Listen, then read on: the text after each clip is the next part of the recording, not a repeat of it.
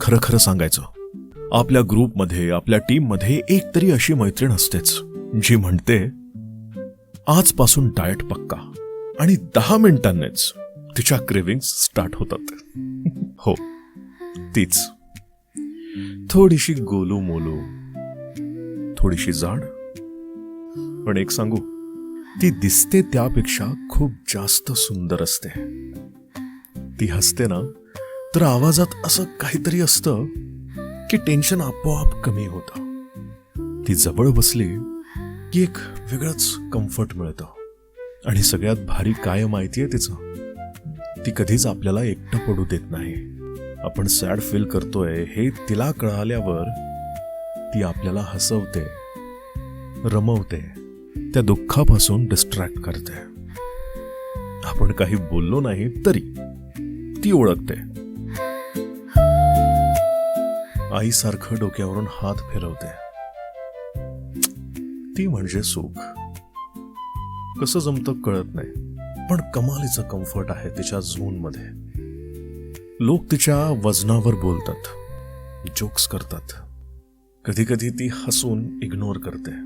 पण त्या हसण्यामागे किती वेळा तिनं स्वतःला समजावलंय, जाणून बुजून तिनं ते इग्नोर केलंय, कदाचित तिनं ते ऍक्सेप्ट केलंय.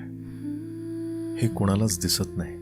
मान्य आहे ती जाड आहे, पण गोडही आहे. मी तर म्हणेन खूप गोड आहे. पण एक गोष्ट पक्की, ती जशी आहे ना तशीच परफेक्ट आहे. काय वाटतं? कारण तिचं वजन जास्त असेल, पण तिच्या प्रेमाचं वजन आजपर्यंत कोणी केलंय का? मी सांगतो, तिच्या वजनापेक्षा तिचं प्रेम वजनात जिंकेल. ती मैत्रीण थोडी हेवी असेल, पण तिचं मन फुल सॉफ्ट, फुल प्युअर. म्हणून पुढच्या वेळी ती स्वतःला जाड म्हणेल ना, तर तिला सांगायचं, ए, तू जाड नाहीयेस. तू आमच्या ग्रुपची, आमच्या टीमची सगळ्यात गोड व्हाईब आहेस. टॅग करा त्या गोलू मोलू मैत्रिणीला, जिला जग जाड म्हणतं, पण आपण तिला जिगरचा तुकडा म्हणतो.